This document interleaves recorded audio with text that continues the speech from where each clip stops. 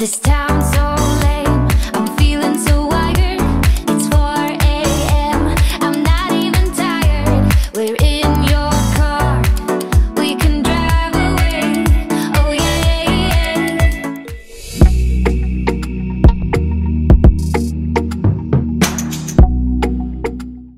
What's up and welcome back to my channel. My name is Priscilla. I'm a Nigerian women's wear designer, and in this video I'm going to be sharing how I went about recreating the iconic coat that Michelle Obama wore for Joe Biden's inauguration not too long ago. Now, this coat broke the internet, and the moment I saw it, I knew I wanted to recreate it at some point.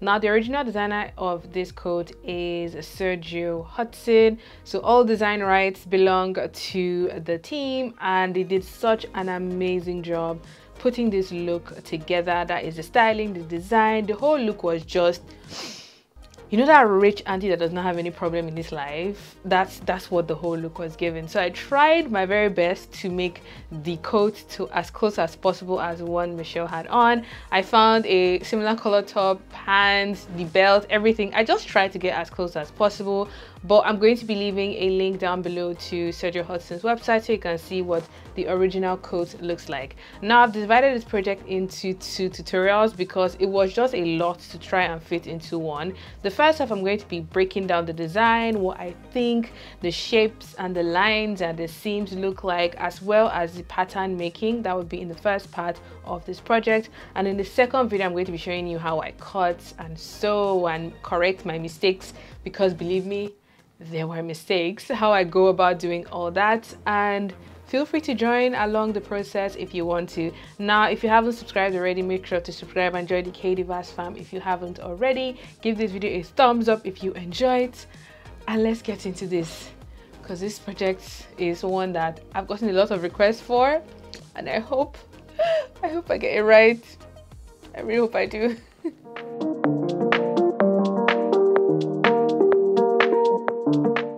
The key features of this coat style include its long length. It has long fitted sleeves, a wide lapel on the front, shoulder pad for definition, a back vent, a top welt pocket and buttons on the sleeves, and is fully lined.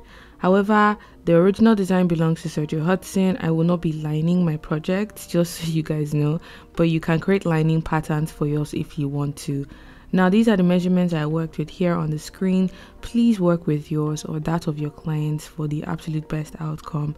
I'm going to be working with mine, and I'm a UK size 10. I'm also going to share like my main body dimensions in the video description down below, so it sort of like gives you a guide or reference. Now, the materials I use include 4 to 5 meters of wool in the second part of this video, shoulder pads, 1 button. You can also decide to add some interfacing to the collar as well. Now, in this video, I'm going to be showing you guys how to create the patterns for this coat, and I ended up making a total of 8 pattern pieces. Now, I'm going to start off with the main front, which would help us create a lot of the other patterns that this coat has. Now, I'm just marking roughly 4 inches away from this edge like so, because we're going to be planning our lapel on that area. Now, I'm just drawing a long vertical line that is going to become my center front line, and ensure you have enough paper to take your coat length. And I'm going to the top of this line, and I'm going to be squaring across to create my shoulder line, and this would help me plan the bust, the waist, the hip, and the coat hem.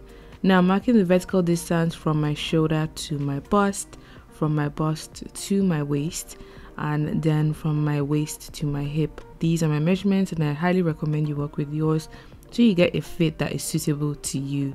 And I'm just going in here to square those points across like so for my bust, my waist, and my hip before I go in to mark any other dimensions that I need for this pattern. Now, I'm going to my shoulder line, and I'm marking half of my across shoulder measurements like so. And then I'm going to be marking a shoulder width of 4 inch and go to the edge of the shoulder line and mark about ½ an inch downwards to create a slanted shoulder seam like I am drawing in here. Now, once I have this, the next thing I'm going to be doing is to add my neckline and my lapel design on the front. Now I'm just marking roughly 15 inches below the shoulder line, and I'm going to be drawing in a V neckline that goes very close to the waist because that's the shape that the coat had. And then I'm going to be extending the center front by 1 inch or 3 centimeters, so it allows me to overlap when it's time to add the button and the buttonholes. Now I'm just going in here to extend that neckline I drew even more to reach our 3 centimeter or 1 inch extension, like so.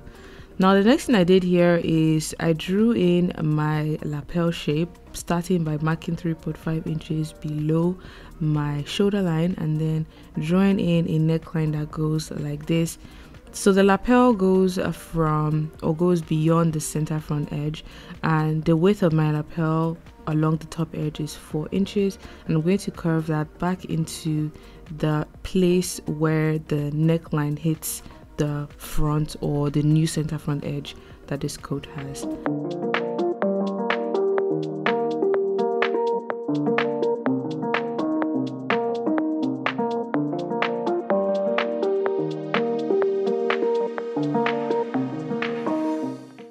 Now I'm going to my bust line and I'm marking 1/4 of my bust measurement plus 1/2 inch ease, and I'm marking this from the center front edge. I'm going to go and extend that upwards by 1 inch, curve it upwards like so, and this is going to help me draw in the arm curve on the front, and my good old pasta masa is helping me draw in the shape. Now once we have that front arm curve, I am going to be going on to my waistline and marking 1/4 of my waist measurement plus 1 inch waist dart. Now there's going to be a dart on the front, and I'm just marking that away along the waistline at the middle point of this line, which is my waistline. So once you have your dart marked in place, I'm going to go to my hip and mark 1/4 of my hip measurement plus 1/2 inch ease, and then draw in the side seam that connects the bust, the waist and the hip, so we have a side seam going on for the front of this coat pattern.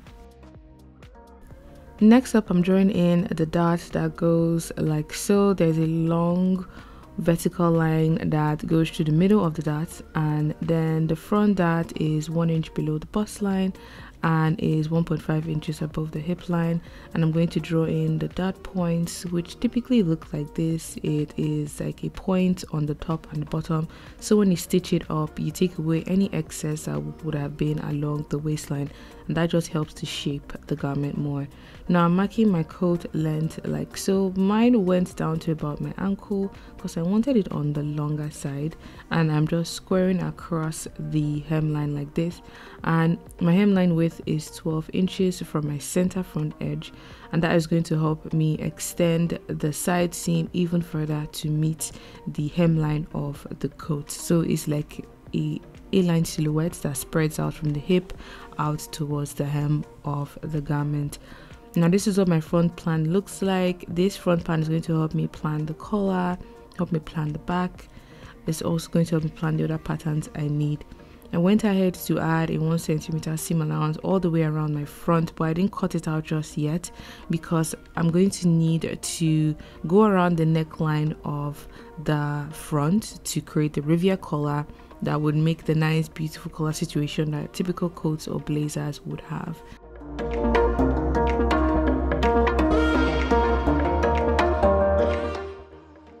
Now moving on to the Riviera collar, I'm going in first here to mark roughly 2.5 inches away from the edge of the lapel, and then I'm just going to trace off the neckline up until that point that we marked, and this is going to be the starting point of the Riviera collar that sits into the lapel on the front. Now the bottom area has a point that goes in this direction, and it's the same width, or it matches with the front edge of your lapel as I've done here. Now I'm just going in here to curve in those lines or connect the points that we traced up earlier on, and I'm just doing that with my pattern master and a marker pen, and then I'm going to be extending upwards by about 4 inches or 10 centimeters, and that is going to be half of my back neckline. Once I have that drawn in place, I'm going to be drawing in the center back edge, which is straight-ish at the bottom, and then it curves outwards towards the top, and it's roughly 9 centimeters or 3.5 inches tall. Now once you have that marked in place, you would need to go in to draw the top edge of the collar like so, which at this point I drew and I added an additional corner around this point here. It was when I was making this project later on in part 2 of this video I realized I should have just done a straight line that went from the top of the center back neckline to the point on the front. But this is what the shape looks like so far. I added a 1 centimeter seam allowance all the way around. I did my grain line and I'm adding my annotations right now. You need to cut 2 pairs of this pattern to make a full Riviere collar that sits into the lapel on the coat. Now once you have this pattern all done, you can set it aside and focus on working on the other patterns that this beautiful coat design has.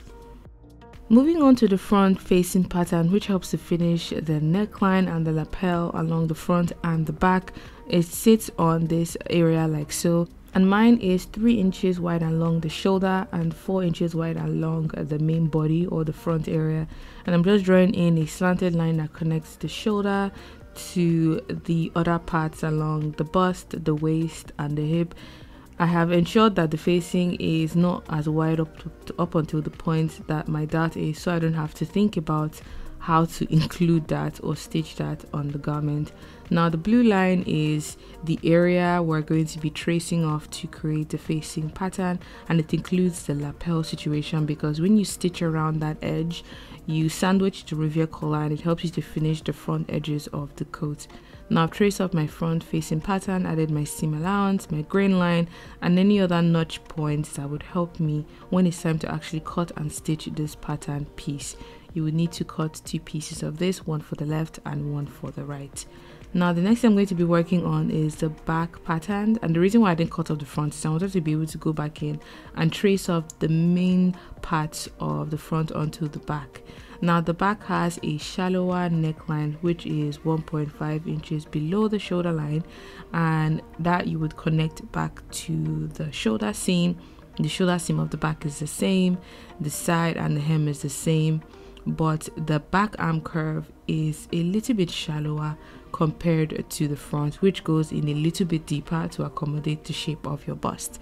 And I'm just going in here to add the other parts of the pattern, added my darts, added the notches as well, and I'm just going in here to draw in my waistline and my center back edge, which is slightly different from my front. Now the center back has a dart along the center back seam along the waistline, and this is going to help to shape the coat, and it just sits a lot more nicely on the waist area. Now the back has a back vent which is roughly 16 inches above the hemline, and this vent is going to help us to create a slit that allows for ease of movement. Now the vent itself is 2.5 inches wide from the center back edge, and it slants in this direction like so. Now I have a dedicated tutorial showing how to create and stitch back vents with lining. I'm going to link that on the screen for anyone who wants to check that out. I'm just going in here to add a 1 centimeter seam allowance all the way around my back pattern, around the neckline, the center back, the shoulder, the side seam, because the back is going to have a seam going through the center back. And then the waist dart on the back is taller than the one on the front because it starts from the bust line.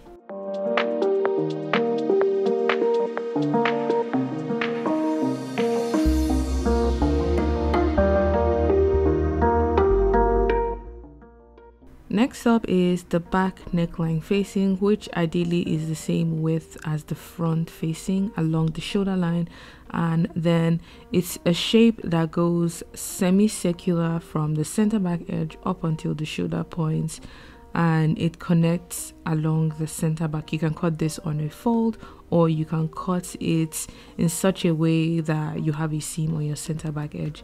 Now for mine, I decided to just do it in such a way that it's cut on a fold, so I have one piece of a facing that is stitched along the neckline, connects to the front facing along the shoulder seam, and it is this shape. Now the second to last pattern we'll be making is the sleeve pattern, and I have my front and back coat planned here with their seam allowances, and I've gotten a piece of paper which I folded in half. Now this, I am going to make sure that the distance from the folded edge to that underarm point is at least a comfortable fit for around my bicep, and then it is 4 inches from the folded edge to the top of the sleeve curve. Now I'm just tracing off the front arm curve like so, ensuring I transfer my notches, and then I'm going to open the paper like this and ensure that the dimension from the edge of the sleeve arm curve to the folded edge is the same on the front and on the back, and then is the same for the top of the sleeve as well, before going ahead to trace off my back arm curve and transferring any necessary notches to help me differentiate the front from the back on the sleeve. And I'm just going to use my pattern master later on to connect the dash lines together, but now at this point I'm just transferring the back arm curve using dashed lines, and then I'm going to take this paper to a nice clean place and connect the dash lines. I'm tracing above, or I'm connecting above the dash lines, because for the front I realized I traced off the seam line and not the seam allowance line, hence the reason for the difference like so. And I'm just drawing in the top of the sleeve head for the front, and I'm going to repeat the same thing for the back. This method I found to be a quick and simple way to create sleeves. I do have a separate sleeve tutorial if you want to figure out how to make your own sleeve from scratch, and I'm going to link that in the video description down below. Now my sleeve length itself is roughly 23 inches because I want it to be like a full long sleeve, and the hem width at the bottom is about 9 inches. Now I've marked half of that on both sides of the fold line or the middle point. I'm just going in here to draw my sleeve hem before connecting it to the top of the sleeve like so, and that would help me create the side seam of my sleeve for the left and for the right hand side. Now once I had these lines in place, I went ahead to add my seam allowance all the way around, a 1 centimeter seam allowance and a 2 to 3 centimeter hem allowance, having the edges points sideways, because when you fold up the hem allowance you want it to be able to meet the edges of the side seam, because those lines are not straight, they're more like pointing downwards, hence the reason why the hem allowance is pointing outwards. The last pattern I'm going to be creating is one for the side pocket, and I have some pattern paper here on which I'm going to draw a long vertical line like so. The pocket width itself, or the pocket opening, is about 6 inches, and that I'm marking along the vertical line that we drew. And I like to just draw the shape of the pocket by hand. You can do this with a pencil first so you're happy with the shape, and it's one that dips as on the side and then it goes back to the opening. Now I went ahead to add a 1 centimeter seam allowance around, added 2 notches to help me join the pocket back together, grain line as well as my annotation, before going in to cut out my pocket pattern. Now this pattern you would need to cut 2 pairs of, a pair go into each seam to create the pocket bag, which would help you store your goods or keep your arms warm as you wear this coat. Now the pocket is the last piece of pattern that I'm going to be making for this coat. If you want to create a lining pattern, you have the freedom to do so as well, but those are all of the patterns I'm going to be working with, a total of 7. I have my main, front and back, which includes seam allowances, grain lines, and the darts and annotations that would help me when it's time to cut these patterns onto fabric and stitch it all together. Aside from the main, front and back, you also have your facings, which would help you stitch in the lapels and finish off the necklines really nice and neatly. You also have your sleeve and the pocket bag, which would help to add sleeves onto the garments. And you also have the Riviere collar, which is a key feature of a lot of tailored garments. It goes along with the lapel to create the nice tailored fit along the neckline of the garment, which you would see on blazers, on jackets, on suits. And with that, we have finished the first half of this project.